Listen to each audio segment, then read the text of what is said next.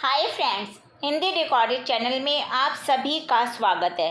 दोस्तों, ज्ञान के क्षेत्र में अनुवाद एक प्रमुख विधा विकसित हुई है। इसके कारण ज्ञान का क्षेत्र समृद्ध हुआ है। अनुवाद हर एक क्षेत्र को लाभान्वित कर रहा है, जिसके कारण मनुष्य अपनी प्रगति के दिन प्रतिदिन नए नए सोपान पार कर रहा है।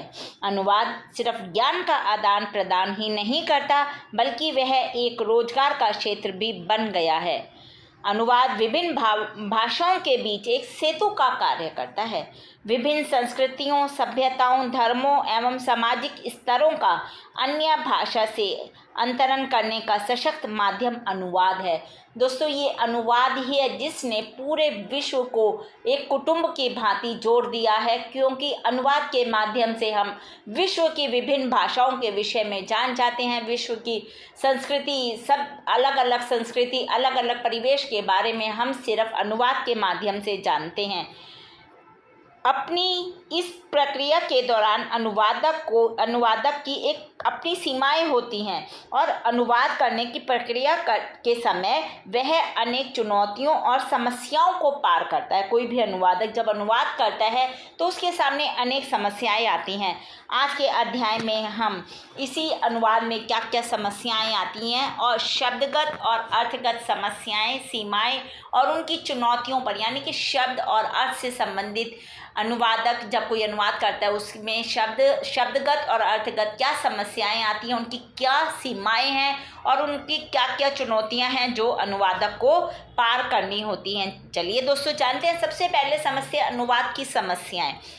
अनुवाद केवल एक भाषा से दूसरी भाषा के अंतरण अथवा एक प्रतीक व्यवस्था से दूसरी प्रतीक व्यवस्था में संक्रमण करना ही नहीं है दोस्तों, बल्कि अनुवाद तो जिस कृति का अनुवाद किया गया, मूल प्रति की भावना को समझते हुए, उसकी समस्याओं का समाधान करते हुए, उसकी सीमाओं को तोड़ते हुए दूसरी भाषा में अथवा लक्ष्य भाषा में समग्र सामग्री को ले जाना, यानी कि जो स्रोत भाषा की सामग्री है उसको लक्ष्य भाषा में ले जाना है। और अनुवाद ऐसा करना है कि जब पाठक पढ़े तो उन्हें लगे वो मूल पाठ ही पढ़ रहे हैं, और यह समस्त सामग्री समतुल्यता के आधार पर ले जाई जाती है। उसमें समान होनी चाहिए, मूल पाठ बिल्कुल जैसा है वैसा ही अनुदित पाठ होना चाहिए। और लेकिन जो ये समतुल्यता है, एक मतलब मूल पाठ को अनुदित सामग्री में बदलना कोई आसान काम नहीं है। बहुत से लोग, विद्वान, भाषाविद, जितने ये लोग अनुवाद को मूल कृति से दोयम दर्जे का मानते हैं। उनका कहना है कि इसका कोई महत्व नहीं है, मूल कृति ही महत्वपूर्ण है। लेकिन अनुवाद को दोयम दर्जे का नहीं मानना चाहिए, बल्कि उसे एक सेतु के रूप में मानना चाहिए और जिस तरह से अनुदित कृति का भी उतना ही महत्व मानना चाहिए जितना उसके मूल पाठ का है जिसे अनुवाद किया गया है। क्योंकि जो भी अनुदित कृति है, जो भी अनुदित सामग्री है, वो मूल कृति का प्रतिरूप ही होती है, प्रतिकृति है, जो स्रोत भाषा समूह से अपने आप को निकाल कर लक्ष्य भाषा समूह तक जाती है। और कौन करता है ले जाने का काम? ये एक अनुवादक। जो भी अनुवादक होता है वो श्रम, इसका जो अनुवाद करने का कार्य, इसमें बहुत मेहनत है। इसमें जो बहुत सी समस्याएं आती हैं, और एक प्रकार की समस्याएं नहीं आती बल्कि अलग अलग समस्याएं आती हैं। जितने प्रकार के अनुवाद किए जाते हैं उतनी प्रकार की समस्याएं अनुवादक के सामने आती हैं। और सबसे बड़ी बात है दोस्तों, अनुवाद की सीमाएं होती हैं, अनुवादक की भी अपनी सीमाएं होती हैं। अनुवादक कितना ही प्रयास कर ले, लेकिन अनुवाद के अंतर्गत उसे अनेक समस्याओं और सीमाओं से जूझना पड़ता है। उसको बेहतर ज्ञान भी रखना होता है, भौगोलिक सांस्कृतिक अवस्थाओं से परिचित भी होना होता है। लेकिन एक भाषा और दूसरी भाषा की व्याकरणिक कोटियाँ, मुहावरे, अलंकार, शैलियाँ, सब कुछ तो देखना होता है अनुवाद करते समय। और इसमें बहुत अधिक मात्रा में अनुवाद के मार्ग में ये बाधाएं उत्पन्न हो जाती हैं। अनुवादक के समक्ष केवल भाषाई चुनौतियां या समस्याएं नहीं हैं दोस्तों, बल्कि उसके पास ज्ञानात्मक और भावात्मक चुनौतियां अधिक मात्रा में रहती हैं। हर तरह की चुनौती की मूल कृति में कुछ ऐसा ना, मूल कृति से अनुवाद करते समय कुछ ऐसा ना लिखा जाए कि किसी की भावनाएं आहत हो जाएं, या बहुत सी बातों का उसे ध्यान रखना पड़ता है। ज्ञान देखना होता है उसमें किस तरह का ज्ञान है, उस ज्ञान को दूसरी भाषा में परिवर्तित करना उसके लिए बहुत चैलेंजिंग हो जाता है। और अनुवाद एक देखने में हमें लगता है बहुत सरल है, लेकिन ऐसा नहीं है, क्योंकि दो भाषाओं जिनके बीच में अनुवाद हो रहा है, किसी भी भाषाओं की सीमाएं अपनी होती हैं। अनुवादकों के लिए उन सीमाओं को समझना होता है, उनकी समस्याओं को जानना होता है और फिर उनकी समस्याओं का हल खोजना होता है। इसलिए यह बहुत ज़रूरी हो जाता है कि इन विविधताओं की पहचान अनुवादक करे और फिर इनको पहचान कर एक ऐसा माध्यम अपनाए जहां समतुल्यता के आधार पर स्रोत भाषा की सामग्री यानी कि मूल पाठ की सामग्री लक्ष्य भाषा की सामग्री में परिवर्तित कर सके। लेकिन विभिन्न चुनौतियां और समस्याएं तो उसके सामने आएंगी ही। आज के अध्याय में अब हम जानेंगे अनुवाद की शब्दगत अर्थगत समस्याएं, सीमाएं और चुनौतियां क्या हैं। यानी कि किसी भी अनुवाद में जब अनुवाद करते हैं तो मूल कृति से लक्ष्य भाषा में जब उसे लेके जाते हैं तो उसमें जो शब्दों की समस्याएं हैं, अर्थों की समस्याएं हैं, उनमें क्या सीमाएं हैं, क्या चुनौतियां हैं। अनुवादक के समक्ष सबसे पहले शब्द और उसके अर्थ उपस्थित रहते हैं। वो उसका शब्द कोई भी अनुवाद मूल कृति पढ़ेगा, उनके समझेगा, उनके अर्थ को जानेगा। इसलिए अनुवाद करते समय शब्दगत और अर्थगत समस्याएं आती हैं, जिससे अनुवादक को अपनी सोच, समझ, ज्ञान, क्षमता आदि के सहारे और भी बहुत से अन्य माध्यमों को अपनाकर उसे उन सबको दूर करना पड़ता है। अनुवाद वहाँ बहुत ठीक प्रकार से हो सकता है जहाँ पर दो भाषाओं में समानता हो, यानी कि यदि दो भाषाएं मिलती जुलती हैं तो वहाँ जब अनुवादक अनुवाद करता है तो उसे इतनी समस्याएं नहीं आएंगी। अब जैसे हिंदी और मराठी दो भाषाएं ऐसी हैं जिनमें अधिक समानता देखने को मिल जाती हैं।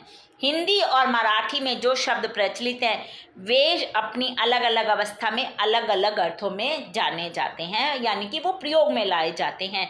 इसलिए हिंदी के कुछ शब्द जो मराठी में प्रचलित हैं वह अपनी अलग अलग अर्थ, छवियाँ और अलग संदर्भ रखते हैं। कभी कभी वस्तुओं और भावों में भी समानता होती है दोस्तों, लेकिन प्रत्येक भाषा में भिन्न ध्वनि के साथ उसे उच्चारित किया जाता है। एक शब्द, कोई भी शब्द होगा, उसे दूसरी भाषा में और तरह से उच्चारित किया जाएगा। अब एक उदाहरण के तौर पर अंग्रेजी का एक शब्द है बैग, हिंदी में हम इसे थैली कह देते हैं और मराठी में इसे पिशवी कहते हैं। तीनों का अर्थ एक ही है, लेकिन इसमें ध्वनि जो है वो अलग है। शब्दों के साथ ध्वनि का जुड़ाव होता है और ध्वनि एवं शब्दों के अर्थ को निकट से जानना एक अनुवादक के लिए जरूरी होता है, यानी कि जो उसकी ध्वनि है, उसके जो अर्थ है, उनको जानना अनुवादक के लिए जरूरी होता है। यदि यह जानकारी अनुवादक को होगी तो अनुवाद करना आसान हो जाएगा। लेकिन कभी कभी दोस्तों ऐसा भी होता है कि बहुत सारी वस्तुओं, अवधारणाओं, स्थितियों के लिए स्रोत भाषा में तो शब्द होते हैं, लेकिन वही शब्द जब अनुवाद करने लगता है तो लक्ष्य भाषा में कुछ शब्द उसे नहीं मिलते हैं। ऐसे अवसर पर शब्द स्तर पर अनुवाद की सीमा देखी जा सकती है। दोस्तों अंग्रेजी के कई शब्द हैं जिनका हम अपने दैनिक दिनचर्या में पूरा प्रयोग करते हैं। हम एक तरह से उन्हें हिंदी के शब्द ही समझते हैं, जैसे बल्ब, ट्यूबलाइट, पंप, ग्लास। ये शब्द अंग्रेजी के हैं, लेकिन यदि हम इन्हें हिंदी में बोलेंगे तो बड़े ही ये हास्यास्पद शब्द लगेंगे, क्योंकि इन शब्दों को हमने अपनी दिनचर्या में अपना लिया है।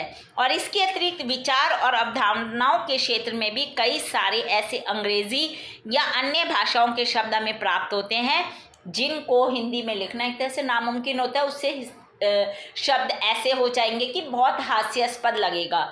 ऐसे शब्दों का समानक शब्द जब भी हमारी भाषा या अन्य भाषा में नहीं होता है तब हम उसके समानक बनाने की, उसके लिए नए शब्द बनाने की कोशिश करते हैं, तो वो और भी अटपटे हो जाते हैं। जैसे mobile, data card, cable, software, computer, calculator इत्यादि ये जो शब्द हैं इनको हम अन्य भाषा में परिवर्तित करेंगे तो हमें एक ही वस्तु के ऐसा लगेगा अनेक नाम प्रचलित हो गए हैं। तो इस तरह के शब्दों के लिए अनुवादक को कुशलता से काम लेना होता है।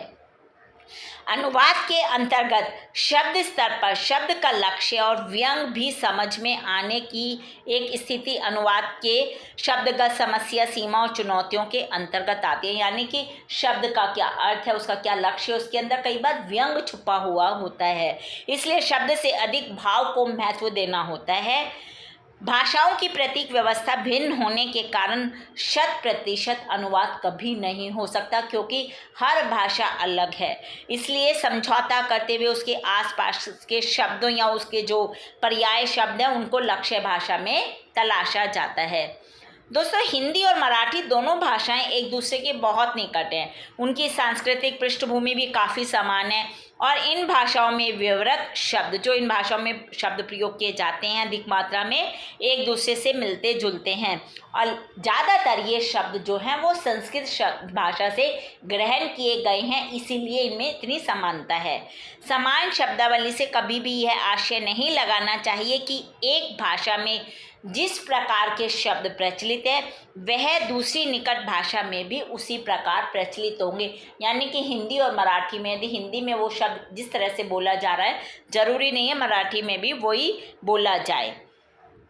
दूसरे अर्थ में ग्रहण किए हिंदी और मराठी में कई सारे शब्द प्रचार समान रूप से प्रचलित है, परंतु बहुत सारे शब्द भिन्न अर्थ के साथ भी प्रचलित है।